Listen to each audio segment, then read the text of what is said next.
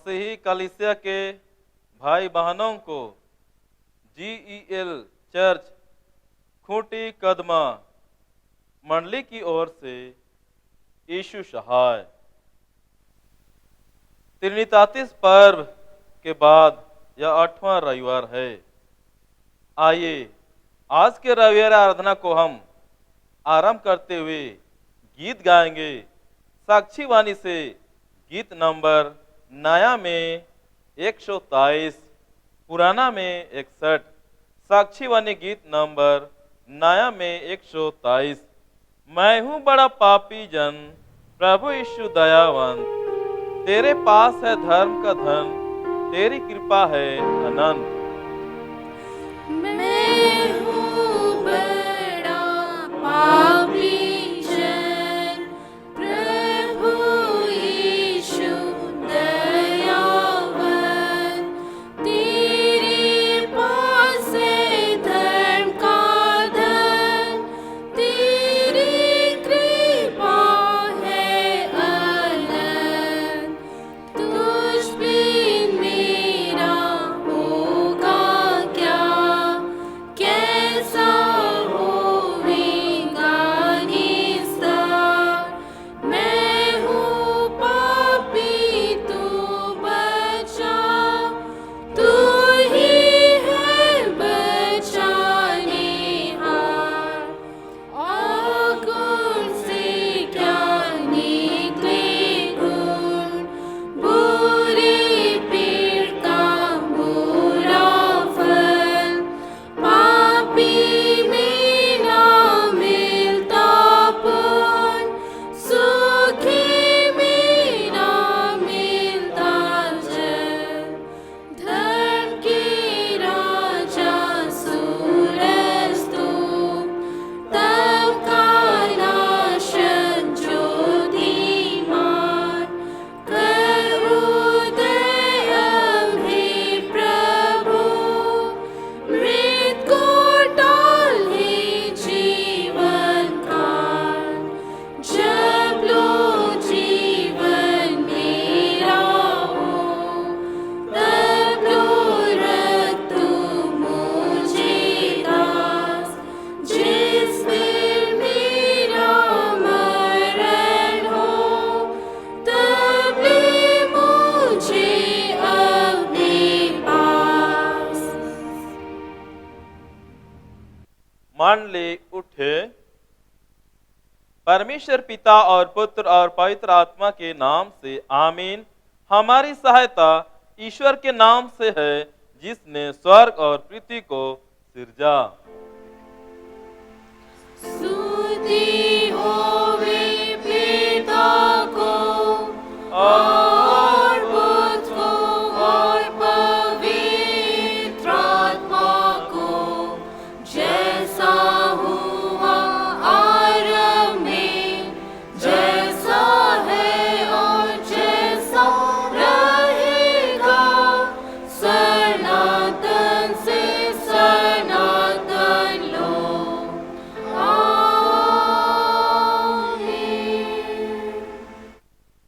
हम ईश्वर के सामने अपने पापों को दीनता से मान ले। हे सर्वशक्तिमान ईश्वर दयालु पिता, हम दीनता से अपने सब पाप और अपराधों को तेरे सन्मुख मान लेते हैं। तू अपने प्रिय पुत्र हमारे प्रभु यीशु ख्रिस्ट के कारण हम पर दया दृष्टि कर और हमारे सब पापों को क्षमा कर। आमीन। प्रभु हम पर दया कर, ख्रिस्ट हम पर दया कर। प्रभु हम पर दया कर। शांति का वचन हम सुनेंगे। रोमी 3:23 से 24। क्योंकि सबों ने पाप किया है और ईश्वर की प्रशंसा योग्य नहीं होते हैं, पर उसके अनुग्रह से उस उद्धार के द्वारा जो ख्रिस्ट से है, संत में धर्मी ठहराए जाते हैं। आमीन।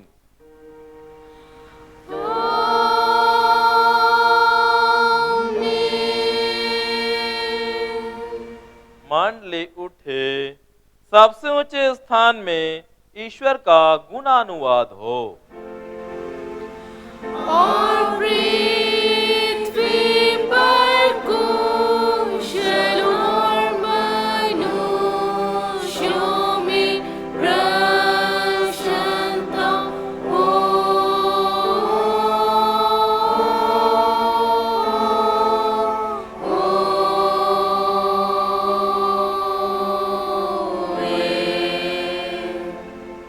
प्रभु तुम्हारे संग हो।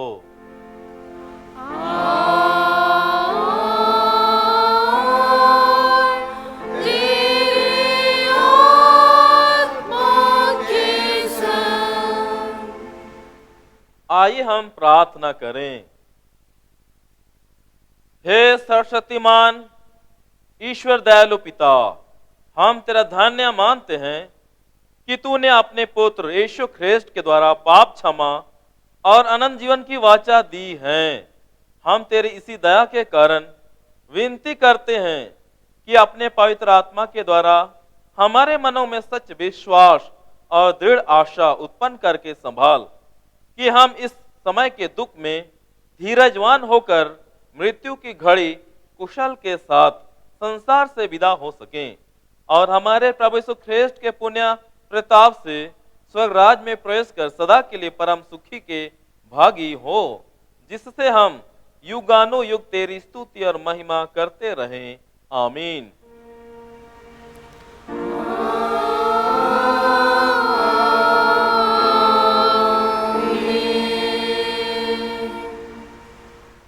आज के लिए ठहराया हुआ पहला पाठ वचन वह हमको मिलता है प्रेरितों के काम नामक किताब 16 अध्याय और इसका 16 पद से लेकर आगे 34 पद तक। प्रेरितों के काम नामक किताब 16 अध्याय और 16 पद से लेकर आगे 34 पद तक। यहां पर इस प्रकार लिखा हुआ है, जब हम प्रार्थना करने की जगह जा रहे थे तो हमें एक दासी मिली जिसमें भावी कहने वाली आत्मा थी और भावी कहने से अपने स्वामियों के लिए बहुत कुछ कमा लाती थी। वह पौलुस के और हमारे पीछे आकर चिल्लाने लगी, हे मनुष्य परम प्रधान परमेश्वर के दास, ये मनुष्य परम प्रधान परमेश्वर के दास हैं जो हमें उद्धार के मार्ग की कथा सुनाते हैं। वह बहुत दिन तक ऐसा ही करती रही, परंतु पौलुस दुखी हुआ और मुड़कर उस आत्मा से कहा, मैं तुझे यीशु मसीह के नाम से आज्ञा देता हूं कि उसमें से निकल जा। और वह उसी घड़ी निकल गई। जब उसके स्वामियों ने देखा कि हमारी कमाई की आशा जाती रही तो पौलुस और सिलास को पकड़ के चौक में प्रधानों के पास खींच ले गए और उन्हें फौजदारी के हाकिमों के पास ले गए और कहा, ये लोग जो यहूदी हैं हमारे नगर में बड़ी हलचल मचा रहे हैं और ऐसी रीतियां बता रहे हैं जिन्हें ग्रहण करना या मानना हम रोमियों के लिए ठीक नहीं। तब भीड़ के लोग उनके विरोध में इकट्ठे होकर चढ़ आए और हाकिमों ने उनके कपड़े फाड़कर उतार डाले और उन्हें बेत मारने की आज्ञा दी। बहुत बेत लगवाकर उन्होंने उन्हें बंदीगृह में डाल दिया और दारोगा को आज्ञा दी कि उन्हें चौकसी से रखे। उसने ऐसी आज्ञा पाकर उन्हें भीतर की कोठरी में रखा और उनके पांव काठ में ठोंक दिए। आधी रात के लगभग पौलुस और सिलास प्रार्थना करते हुए परमेश्वर के भजन गा रहे थे और कैदी उनकी सुन रहे थे। इतने में एकाएक बड़ा भूकंप आया, यहाँ तक कि बंदीगृह की नींव हिल गई और तुरंत सब द्वार खुल गए और सबके बंधन खुल पड़े। दारोगा जाग उठा और बंदीगृह के द्वार खुले देखकर समझा कि कैदी भाग गए हैं, अतः उसने तलवार खींचकर अपने आप को मार डालना चाहा।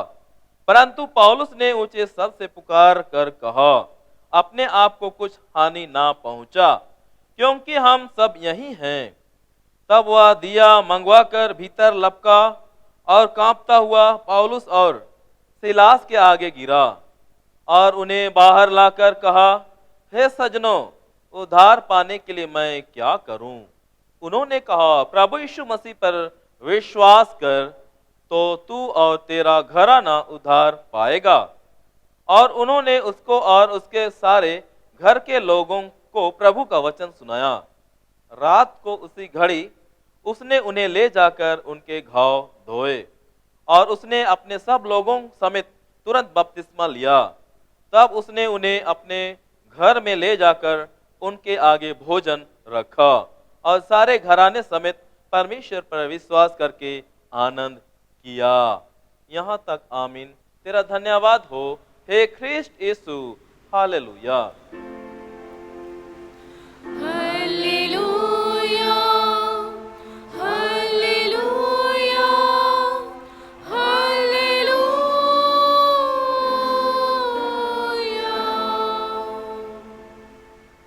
अब हम समस्त क्रिस्टियानी कलीसिया के संग मिलकर अपना महापवित्र विश्वास मान लेकर यूं कहें, मैं विश्वास करता हूं परमेश्वर पिता पर, जो स्वर्ग और पृथ्वी का सर्वशक्तिमान सृजनहार है, और उसके इकलौते पुत्र अपने प्रभु यीशु ख्रीस्त पर, जो पवित्र आत्मा से गर्भ में आया, कुंवारी मरियम से उत्पन्न हुआ, पांतुस पिलातुस की आज्ञा से दुख उठाया, क्रूस पर चढ़ाया गया, मर गया और गाड़ा गया, पताल में उतरा, तीसरे दिन मृतकों में से जी उठा, स्वर्ग पर चढ़ गया और परमेश्वर सर्वशक्तिमान पिता के दाहिने हाथ बैठा है, जहां से वह जीवतों और मृतकों का विचार करने को फिर आएगा।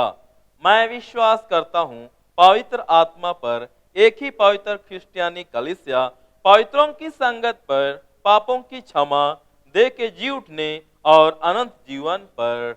आमीन। आमीन, आमीन, आमीन।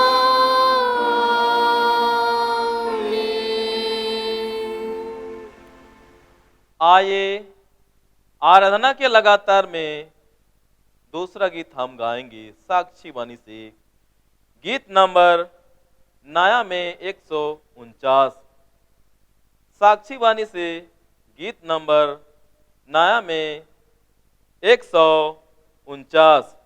ख्रिस्त का शिष्य हो जाना, उसके ऐसा दिन कोमल दयावाना, उसके मत अधीन ख्रिस्त का पीछा करना, उसको दे और प्राण।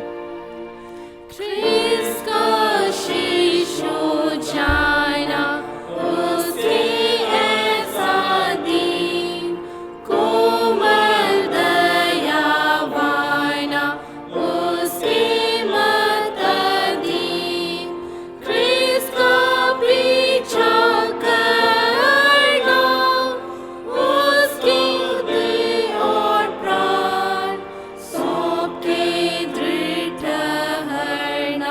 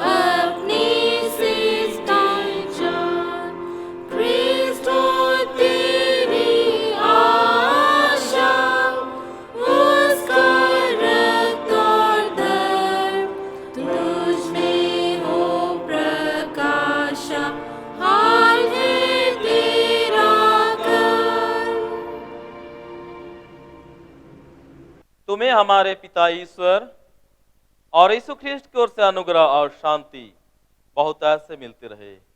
आमीन। आइए हम दुआ करें। पवित्र पवित्र पवित्र सर्वशक्तिमान जीवित सामर्थी प्रभु परमेश्वर, आज के पवित्र और आनंद से भरे हुए दिन में तेरे सन्मुख आते हैं। तू सच्चाई से भरा हुआ प्रभु परमेश्वर और सच्चाई को पूरी सृष्टि पर प्रकट करता है। और आज हम तेरे बेटे बेटियां तेरे सन्मुख आते हैं और तेरे वचनों के द्वारा से तुझसे बातें करना चाहते हैं। प्यारे प्रभु, पवित्र आत्मा के द्वारा से जीवनदायी वचन हमारे बीच में प्रकाशित कर, हमारे मनों को तैयार कर कि हम तेरे वचनों को सुन सके, समझ सके और तेरे रहस्यमय बातों को, भेद से भरी हुई बातों को प्रभु हम जान पाए, समझ पाए। पवित्र आत्मा के द्वारा से प्रभु अपने वचनों को हमारे सन्मुख खोल दे। धन्यवाद देते हैं प्रभु तेरे सुंदर संगति के लिए कि आज तूने हमारे को प्रभु तेरे सुंदर चरागाह में अपने भेड़ों के समान जमा किया, इकट्ठा किया है। प्यारे प्रभु, हरियर चरागाह रूपी तेरे चरनी में हमारे की चराई कर और हम जो भूखे और प्यासे हैं प्रभु, आत्मिक रूप से हमारे को तृप्त कर। बेनती यीशु नाम में मांगते हैं, हृदय से सुन, स्वर्गराज में ग्रहण कर। आमीन।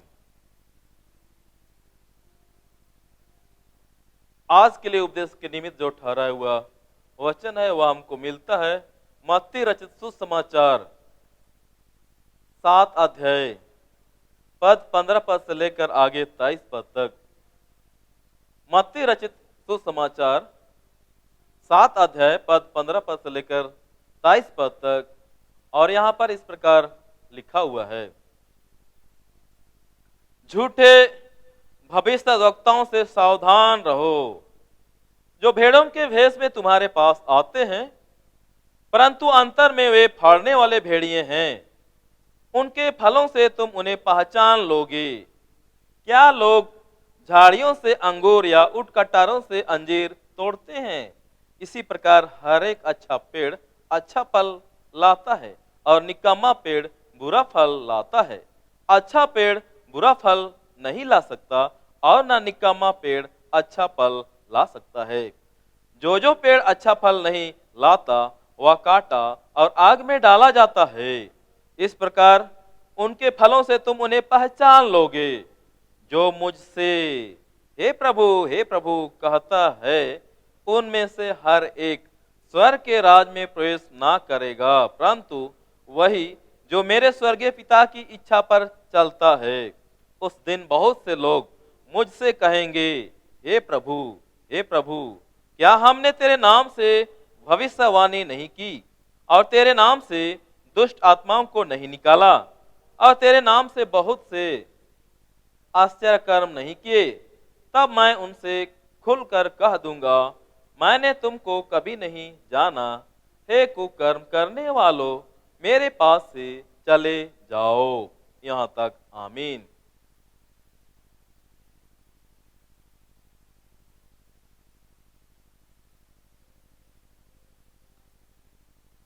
मसीह में मेरे अति प्रिय भाई बहनों, माता पिताओं, प्यारे बच्चों, वचन के सुनने हारो, यहोवा परमेश्वर ने आदम और हवा को अपने स्वरूप और समानता में बनाया। सुंदर सृष्टि भेंट किया। आदम की वाटिका के रूप में साक्षात स्वर्ग आदम और हवा को दिया गया। स्वर्गीय सुख से परिपूर्ण किया गया आदम और हवा को। लेकिन एक दिन शैतान का समूह भरमाने वाले मित्र के रूप में आदम और हवा के जीवन में आए और परमेश्वर के द्वारा जो आज्ञा दी गई थी उन आज्ञाओं के विषय में उनसे पूछा। तब हवा ने उनको कहा कि यह परमेश्वर ने बगीचे के बीच में जो ज्ञान का वृक्ष है, भले और बुरे के ज्ञान का वृक्ष है, उसे यहोवा परमेश्वर ने खाने के लिए मना किया। तब शैतान ने जो आदम और हवा का मित्र बनकर उनके पास आया था, हवा को उकसाया कि निश्चय या जो तुम फल खाओगे इसके द्वारा से तुम नहीं मरोगे, परंतु ईश्वर के समान बन जाओगे, ईश्वर के तुल्य बन जाओगे। यह शैतान का पहला कदम था मनुष्यों को भरमाने का, परमेश्वर से दूर करने का, और इसमें वह सफल हो गया। और हवा ने उस मना किए हुए बीज के भले और बुरे के ज्ञान के फल को खा लिया और तत्पश्चात आदम को भी खिलाया। दूसरा जो जीवन का वृक्ष था उसे भी यह परमेश्वर ने मना कर दिया।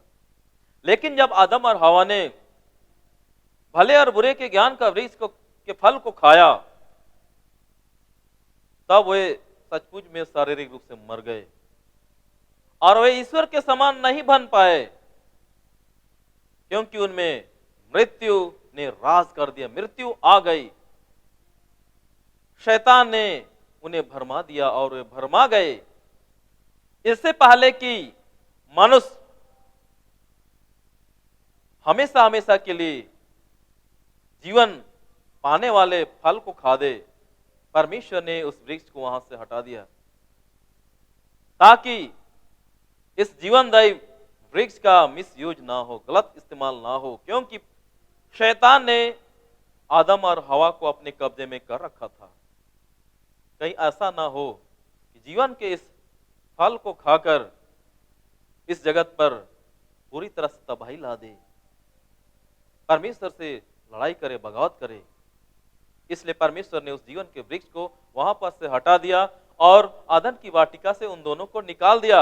यहां पर शैतान ने उन दोनों को आश्वासन दिया था कि अगर तुम भले और बुरे के ज्ञान के वृक्ष के फल को खाओगे तो तुम नहीं मरोगे और ईश्वर के समतुल्य बन जाओगे, परंतु ऐसा नहीं हुआ मेरे प्यारो। वे दोनों मृत्यु उनके जीवन में राज कर गई, उनके जीवन में मृत्यु आई। शैतान ने उन्हें भरमा दिया और इस प्रकार शैतान आदम और हवा को परमेश्वर से दूर कर दिया, अलग कर दिया।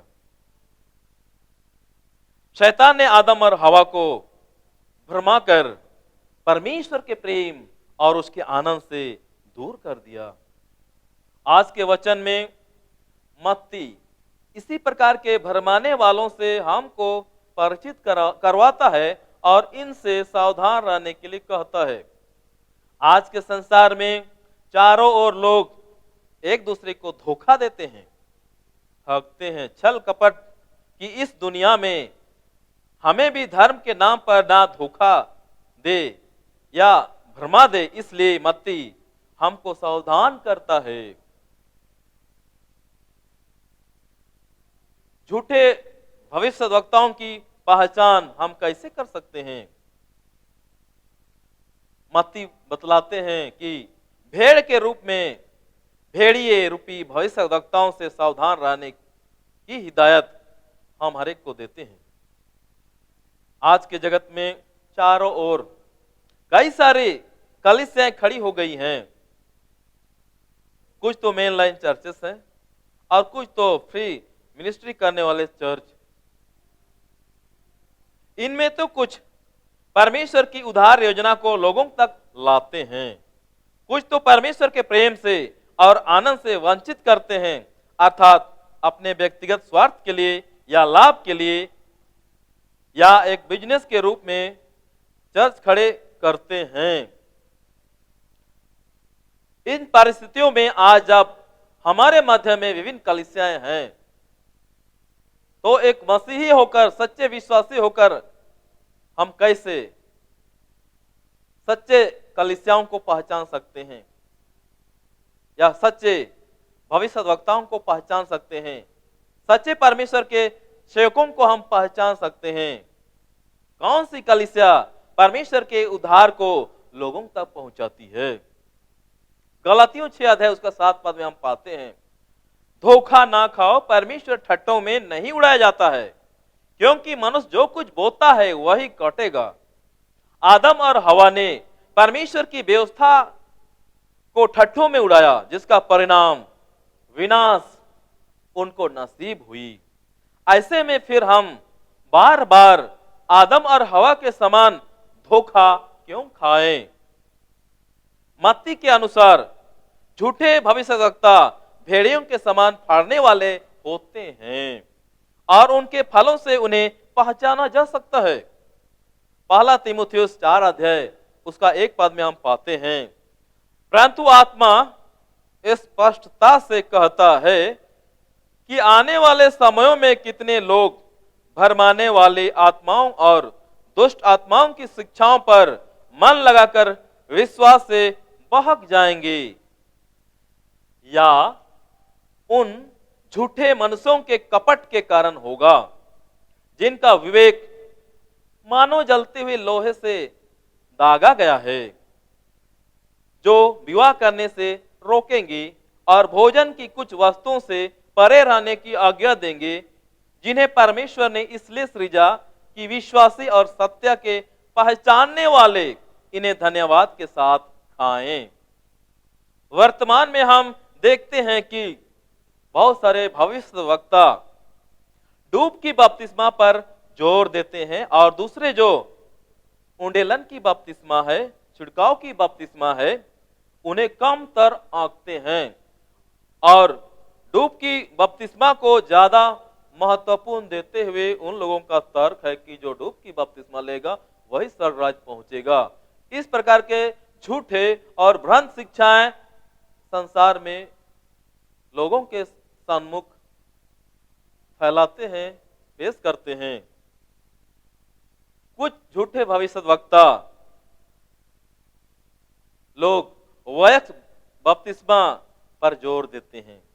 उनका मानना है कि जो लोग वयस्क हो जाते हैं और बपतिस्मा लेते हैं, स्वर्ग राज वही पहुंच पाएंगे, पर जो छोटे अवस्था में बपतिस्मा लेते हैं वे स्वर्ग के राज में प्रवेश नहीं करने पाएंगे।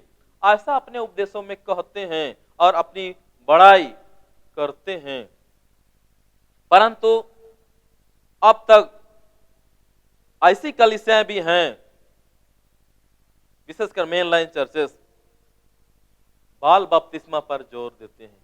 यह कलीसिया की व्यवस्था है और साथ ही यह परमेश्वर की रजामंदी है और बाइबल इसे समर्थन करती है।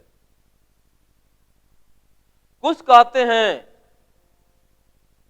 परमेश्वर माता है, इसलिए माता परमेश्वर कहकर संबोधन करते हैं। वे पिता परमेश्वर नहीं कहते हैं और माता परमेश्वर कहकर अपनी कलीसिया की वाहवाही करते हैं, परंतु दूसरे कलीसियाओं को तुझ जानते हैं। क्या यही ईश्वर का प्रेम है कि भाई भाई के बीच में फूट हो, दरार हो, अलगाव हो, लड़ाई हो? ऐसा सुसमाचार जिसके द्वारा से आपस में फूट फाट हो, लड़ाई हो, झगड़े हो, क्या इस प्रकार के वचन से यह परमेश्वर प्रसन्न है, खुश है? क्या यह परमेश्वर की इच्छा है? क्या परमेश्वर की योजना है? परमेश्वर जो मेल मिलाप करने वाला, अपने प्रेम को बढ़ावा देने वाला, वचन कहता है कि यह परमेश्वर प्रेम है। लोगों में फूट लाने वाली शिक्षा, लोगों में लड़ाई झगड़ा का कारण बनने वाला शिक्षा देने वाले वास्तव में भ्रांत मत के समर्थक हैं। आगे मत्ती बतलाती है कि कुछ झूठे भविष्यवक्ता मुंह से प्रभु प्रभु तो कहेंगे, पर यीशु मसीह की भक्ति और शक्ति को अस्वीकार करेंगे। ऐसे भविष्यवक्ता लोगों को सुसमाचार के लिए तो इकट्ठा करेंगे, पर टोना टोटका के माध्यम से लोगों को गुलाम बनाएंगे। और आजकल ऐसा हो रहा है। क्या आप इससे परिचित हैं? क्या आप इसे अवगत हैं? इस प्रकार के भरमाने वाले भविष्यवक्ता लोगों को सुसमाचार सुनाने के बहाने अपने घरों में टी पार्टी के लिए ऑफर करेंगे और उनके चाय में कुछ शैतानी चीज वस्तुओं को डाल देंगे और लोग उनके गुलाम हो जाएंगे और वो जो चाहेंगे आप वैसा ही करेंगे। और आजकल के परिस्थितियों में, संदर्भ में हम देखेंगे कि जो कोई ऐसे लोगों का विरोध करता है, जो पादरी, जो बिशप, प्रचारक, मंडली के भाई बहन, विश्वासीगण ऐसे लोगों का जब विरोध करते हैं, इन झूठे भविष्यवक्ताओं का, तो उनके विरुद्ध वे शैतानी तंत्र मंत्र के द्वारा हानि पहुंचाने का असफल प्रयास करते हैं। दूसरा पत्रस 2 अध्याय उसका 3 पद में हम पाते हैं, वे लोभ के लिए बातें गढ़कर तुम्हें अपने लाभ का कारण बनाएंगे, अपने व्यक्तिगत स्वार्थ के लिए। दुष्ट आत्माओं के जरिए तरह तरह के चमत्कार दिखाएंगे और लोग बहक जाएंगे, उनके भ्रम जाल में फंस जाएंगे और उन पर विश्वास करेंगे। आज का पहला पाठ वचन हमको इसी ओर इंगित करता है। जैसा कि हमने देखा, पौलुस और सिलास सुसमाचार प्रचार के दरमियान में यहां वहां घूम रहे थे, तब एक भावी कहने वाली आत्मा ने उनको परेशान किया। एक महिला जिनमें भावी कहने वाला आत्मा निवास करता था, और वह लोगों को कहती थी, क्या कहती थी, चिल्लाते हुए पौलुस के विषय में, सिलास के विषय में, ये मनुष्य परम प्रधान परमेश्वर के दास हैं, जो हमें उद्धार के मार्ग की कथा सुनाते हैं। ये तो बहुत अच्छी बात है, बहुत सुंदर बात है कि ये मनुष्य परम प्रधान परमेश्वर के दास हैं, जो हमें उद्धार के मार्ग की कथा सुनाते हैं। पौलुस और सिलास के विषय में ये बातें कही गई है, ये तो अच्छी बात है। लेकिन यहां पर गलत क्या है? यहां पर जिस भावी कहने वाली आत्मा के द्वारा से भविष्यवाणी की जा रही थी, वो पवित्र आत्मा नहीं है, वो अन्य ही आत्मा है, जो उद्धार नहीं दे सकता। यह दुष्ट आत्मा है और यह परमेश्वर के महिमा से, परमेश्वर के अनुग्रह से और परमेश्वर के स्वर्गीय आनंद से लोगों को वंचित करता है। जो कोई इस प्रकार के भावी कहने वाले दुष्ट आत्माओं पर विश्वास करते हैं, तो इस प्रकार दुष्ट आत्माएं कार्य करती हैं। इनको जानना और समझना आपके विवेक के ऊपर है। आज हम मसीह में कितने दृढ़ हैं, मसीह में कितने मजबूत हैं, मसीह के विश्वास में हम कितने आगे हैं, इस पर निर्भर करता है।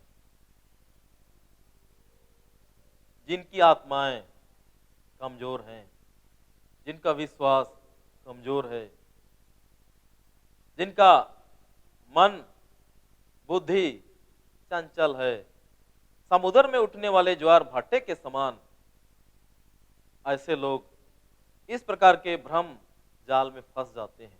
और जिस प्रकार आदम और हवा परमेश्वर के आनंद से वंचित हो गए, वैसे मनुष्य लोग भी परमेश्वर के आनंद से, जीवन से वंचित हो जाते हैं।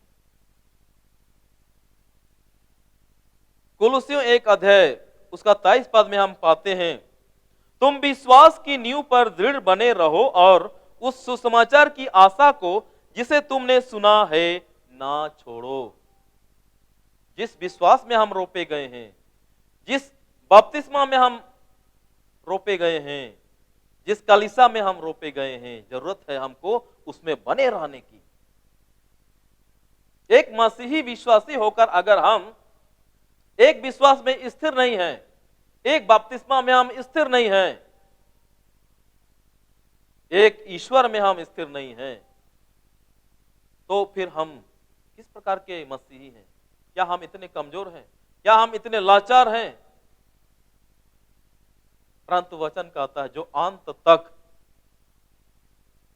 स्थिर रहेगा प्रभु में, यह परमेश्वर में वही जीवन का मुकुट पाएगा। अंत तक, मरने दम तक प्रभु में विश्वासी बने रहेंगे, वही जीवन के मुकुट को पाएंगे।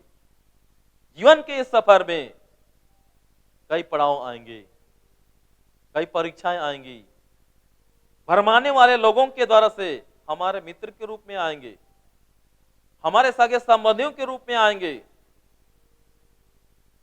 हमारे रिश्तेदारों के रूप में आएंगे, और भावनात्मक रूप से हमको भरमाएंगे। इसलिए मसीह के सच्चे विश्वासियों को सावधान रहने की आवश्यकता है और वचन में मजबूती से आगे बढ़ने की आवश्यकता है। इन झूठे भविष्यद्वक्ताओं का क्या मकसद है? एक तो वे अपने व्यक्तिगत स्वार्थ के लिए, लाभ के लिए, बिजनेस के लिए इस प्रकार के कामों को करते हैं। धर्म के द्वारा से लोगों को बहुत आसानी से भावनात्मक रूप में ब्लैकमेल किया जा सकता है, और आज संसार में इतने धोखाधड़ियां चल रहे हैं।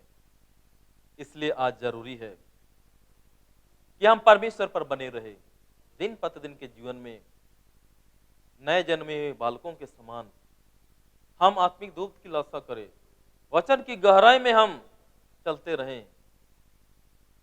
क्योंकि अगर हम गलत दिशा में चले गए, परमेश्वर ने जिस मार्ग पर हमें खड़ा किया है, जिस अनंत जीवन के मार्ग पर खड़ा किया है, उससे अगर हम भटक गए, आदम और हवा के समान हमारे जीवन में विनाश आएगी। आदम और हवा को भी प्रलोभन दिया गया कि वे ईश्वर के समतुल्य होंगे, हमको भी इसी प्रकार प्रलोभन दिया जाएगा, तरह तरह के प्रलोभन दिए जाएंगे। आपको अच्छा पोस्ट दिया जाएगा, आपको पास्टर बना दिया जाएगा, आपको खजांची बना दिया जाएगा, आपको एक सुंदर लड़की दिया जाएगा। इस तरह तरह के मन भावन प्रलोभन दिए जाएंगे। परंतु आज परमेश्वर का वचन कहता है कि हम सबों को इससे दूर रहना है, दूर भागना है। हे परमेश्वर के जन, तू इससे दूर रह और परमेश्वर के धर्म की खोज कर, परमेश्वर के राज की खोज कर, कहता है।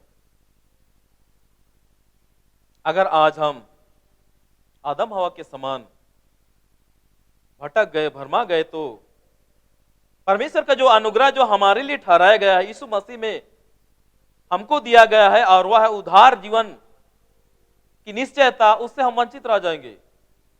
अनंत जीवन की निश्चयता, उससे हम वंचित हो जाएंगे। और न्याय का दिन आएगा, एक दिन सबों का न्याय होगा, और जिसने जैसा काम किया है उसको वैसा ही प्रतिफल मिलेगा। आज मसीह विश्वासियों को सोचने की आवश्यकता है और जानने की आवश्यकता है, इन झूठे भविष्यद्वक्ताओं को पहचानने की। उनके फलों से हम उन्हें जान पाएंगे, क्योंकि हर एक अच्छा पेड़ बुरा फल नहीं देता है, वो अच्छा फल ही देता है। उसी प्रकार हर एक बुरा पेड़ अच्छा फल नहीं देता है, वो बुरा ही फल देगा। हम उनके कामों से उन्हें पहचान लेंगे आसानी से। और जब न्याय का दिन आएगा, अगर हम भरमा गए, विश्वास से भटक गए, जिस मूल विश्वास में हम रोपे गए, अब तक हम जिस विश्वास में हैं उस विश्वास से अगर हम भटक गए, हमारा भी न्याय होगा। न्याय के कटघरे में खड़े किए जाएंगे, और जो स्वर्गीय जीवन हमको मिलना था उससे हम वंचित किए जाएंगे, और हमारे लिए वो दर्दनाक, खौफनाक नरक का जीवन हमको मिलेगा। और इस प्रकार के भरमाने वाले लोग भी, उनको भी दंड दिया जाएगा, उन्हें भी नरक के आग में झोंका जाएगा। सो मेरे प्रियो, आज हमें सतर्क रहने की आवश्यकता है और दिन प्रतिदिन सुसमाचार में मजबूत होने की आवश्यकता है। और जिस विश्वास में हम रोपे गए हैं, जिस प्रभु यीशु मसीह के विश्वास में हम रोपे गए हैं, उसमें हम स्थिर रहे। पवित्र आत्मा का दान हमको मिला है, उसी पवित्र आत्मा की हम चाह कर इच्छा करें। अंधकार की शक्तियों से हम दूर रहे, अंधकार की शक्तियों को का सेवन करने वाले लोगों से हम दूर रहे, परंतु हम धर्म जीवन के मार्ग पर निरंतर आगे बढ़ते रहे और अनंत जीवन की ओर अपने कदमों को बढ़ाते रहे। यह परमेश्वर इन वचनों के द्वारा से हमें अधिकार से आशीषित करे, आमीन। हम दुआ करें। धन्यवाद देते हैं जीवित यहोवा प्रभु परमेश्वर, तूने आज हम सबों को झूठे भविष्यद्वक्ताओं से अवगत कराया है और इनसे दूर रहने की हिदायत दी है। पवित्र आत्मा का दान हम सबों को दे कि हम भले बुरे को हम जान पाए, समझ पाए और परखने की शक्ति दे कि जीवन में हम धोखा ना खाए। सचमुच में तू धोखे में, तेरी व्यवस्था को धोखे में, ठट्ठे में नहीं उड़ाया जा सकता है। इसलिए अनायास ही हम हर एक से, हम विश्वासियों से तेरी व्यवस्था को हम ठट्ठों में ना उड़ा पाए और तेरे क्रोध के हम भागी ना हो जाएं। इसलिए हम प्रत्येक को संभाल प्रभु पवित्र आत्मा के द्वारा से, और पवित्र आत्मा का वरदान हम सबों को प्रदान कर कि हम तेरे विश्वास में मजबूती से आगे बढ़े। बेनती यीशु नाम में मांगते हैं, दस सुन, स्वर्गराज में ग्रहण कर, आमीन। परमेश्वर की शांति जो समस्त ज्ञान से ऊर्ध्व है, ख्रिस्त यीशु में हमारे की मन और आत्मा की रक्षा करे, अब से लेकर सदालों तक, आमीन। आराधना के लगातार में हम तीसरा गीत गाएंगे। दुरंग पुथी से हम गाएंगे।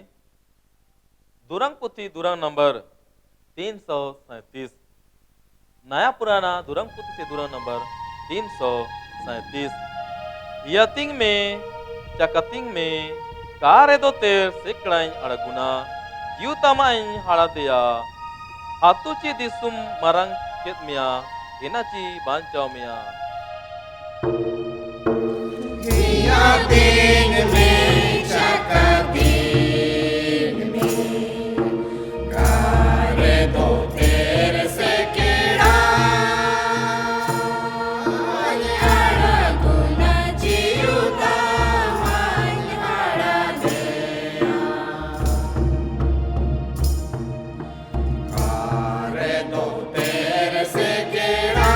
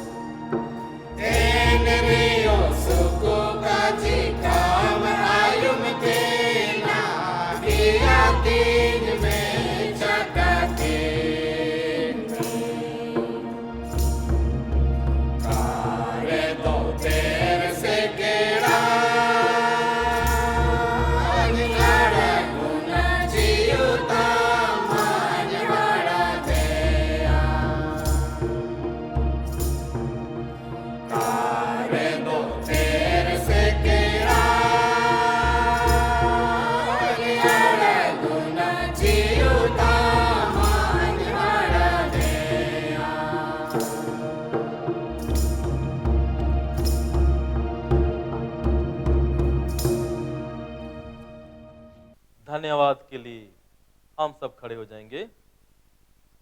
धन है परमेश्वर, धन है परमेश्वर तुम्हारे घर का बरदाई, स्वर्ग से वर्षा कृपा पर कृपा बरसाई, भूलियो मत प्रभु की सावत की दर, कितनी प्रीतम पर दिखाई। आइए हम प्रार्थना करें। पवित्र जीवित दयान प्रभु परमेश्वर, इस घड़ी प्रभु पूरे मसीही कलीसिया होकर हम तेरा धन्यवाद करते हैं। अब तक के जीवन में तूने हमारे को संभाला है। संकट में, क्लेश में, मुसीबत में, हर घड़ी में तू हमारा सहारा, मार्गदर्शक बना है। देश में, विश्व में फैली हुई इस महामारी से तूने हमारे को बचाया है और हम जीतों में पाए जाते हैं। कितने संक्रमित थे, परंतु तेरी दया और अनुग्रह से वे चंगे हो गए प्रभु, और इसलिए हम तेरा धन्यवाद करते हैं। प्यारे प्रभु, जैसे तूने हमारे को संभाला है, आने वाले सप्ताह भर के जीवन में प्रभु तेरी दया, आशीष और अनुग्रह हम सबों के बीच में ऐसे ही बने रहे। भला चरवाह होकर तू हमारे की अगुवाई कर और जीवन के पथ पर हम सबों को आगे ले चल। धन्यवाद देते हैं प्यारे प्रभु, घड़ा से निदानों के लिए प्रत्येक घर परिवार से तेरे महिमा के लिए दी जाती है। घर परिवार में जो कुछ भी है तेरी दया अनुग्रह है प्रभु, और इनको याद करते, स्मरण करते तेरे महिमा के लिए प्रभु हया दान चढ़ाई जाती है। प्रत्येक घर परिवार पर तेरी कृपा दृष्टि हो, आशीष हो। प्रत्येक घर परिवार के काम काज पर, भंडार पर तू 60 गुना, 70 गुना, 100 गुना आशीष कर। धन्यवाद देते हैं मुट्ठी से निदानों के लिए प्रभु, जिन हाथों से, जिन भंडारों से दिए प्रभु उन्हें आशीष कर। धन्यवाद देते हैं प्रभु चंगाई के लिए प्रभु, तूने हम सबके जीवन में जितने लोग दुख और तकलीफ में थे प्रभु चंगाई दिया है। कितने शारीरिक रूप से अस्वस्थ थे, कितने मानसिक रूप से परेशान थे, प्यारे प्रभु तूने उन्हें चंगाई दान दिया है। अशांत पड़े हृदयों को शांति में तब्दील किया है। इसलिए प्रभु तमाम दया, आशीष और तेरे चंगाई के लिए प्रभु हम तुझे दिल से धन्यवाद देते हैं।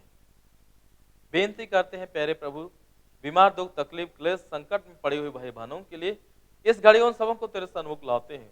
उन पर कृपा दृष्टि कर और उन्हें चंगाई दे, वे अच्छे होने पाए तेरे महिमा के लिए और तेरी साक्षी और गवाही प्रकट करने पाए।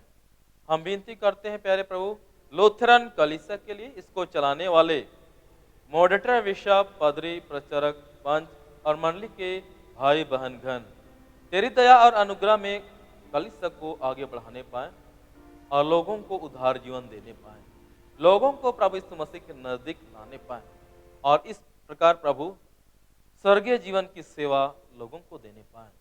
बेनती करते हैं प्यारे प्रभु देश के लिए, देश में इस समय महामारी फैली हुई है। देश को चलाने वाले राष्ट्रपति, प्रधानमंत्री, मुख्यमंत्री गण पवित्र आत्मा के द्वारा से इन सबों को तू चला कि देश की शुद्धि लेने पाए। और इस समय मेडिकल सेवा की आवश्यकता है, हर एक नागरिक को मेडिकल फैसिलिटी देने पाए। इस घड़ी कामकाज ठप है, भूखमरी की स्थिति पैदा हो गई है, कोई भी जन भूख से ना मरने पाए। इसलिए प्रशासनिक पदाधिकारीगण ऐसे लोगों की चिंता करने पाए, शुद्धि लेने पाए और उनके द्वार तक अनाज पहुंचाने पाए कि वे भूख से ना मर जाएं। बेनती करते हैं प्यारे प्रभु देश विदेश में रहने वाले हमारे मित्र बंधुगणों के लिए, जहां भी जिन हालात, जिन परिस्थितियों में प्रभु वे सुरक्षित रहे, उनके स्वास्थ्य की रक्षा कर। कितने हमारे भाई बंधुगण देश सेवा में लगे हुए हैं और तेरी आराधना स्तुति करने नहीं पा रहे हैं। आज उन भाई बहनों के लिए हम बेनती करते हैं, प्रार्थना करते हैं, जहां भी जिन हालात, जिन परिस्थितियों में प्रभु तेरी महिमा, तेरी आराधना करने पाए और तेरा धन्यवाद करने पाए। उन सबों के साथ हो, देश सेवा में लगे हुए उनको प्रभु तू सुरक्षा प्रदान कर, उनके स्वास्थ्य की रक्षा कर कि देश को सुरक्षित करने पाए। बेनती करते हैं मंडली और कलीसिया से अलग हुए भाई बंधुगण, पापों में पड़े हुए भाई बंधुगण, पवित्र आत्मा के द्वारा से उनकी अगुवाई कर और उनको लौटना सिखा दे, पश्चाताप करना सिखा दे और तेरे कलीसिया के साथ जुड़ जाने पाए और स्वर्गीय आशीष और अनुग्रह के वे भी भागी होने पाए। सारे बातों के लिए धन्यवाद देते हैं, बेनती यीशु नाम में मांगते हैं, दया से सुन, स्वर्गराज में ग्रहण कर, आमीन। ईश्वर को धन्यवाद। ईश्वर को धन्यवाद, पिता सराहा जावे, पुत्र को महात्म हो, धर्मात्मा स्तुति पावे, जो है और रहेगा, जैसा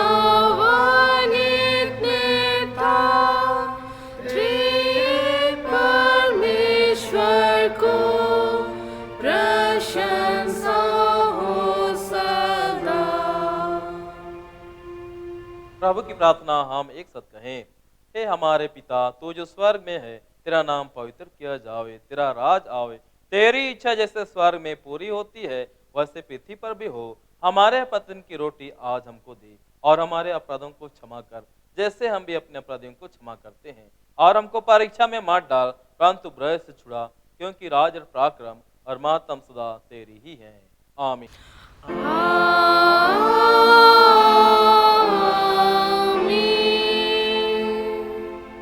त्रिएक परमेश्वर का आशीर्वाद देनहीन होकर विश्वासता पूर्वक ग्रहण करे। परमेश्वर तुम्हें आशीष देवे और तेरी रक्षा करे।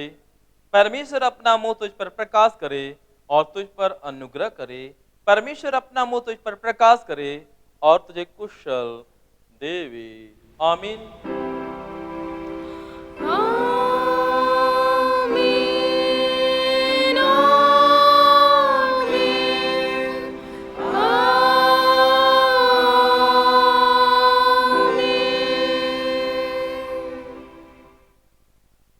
यीशु सहाय।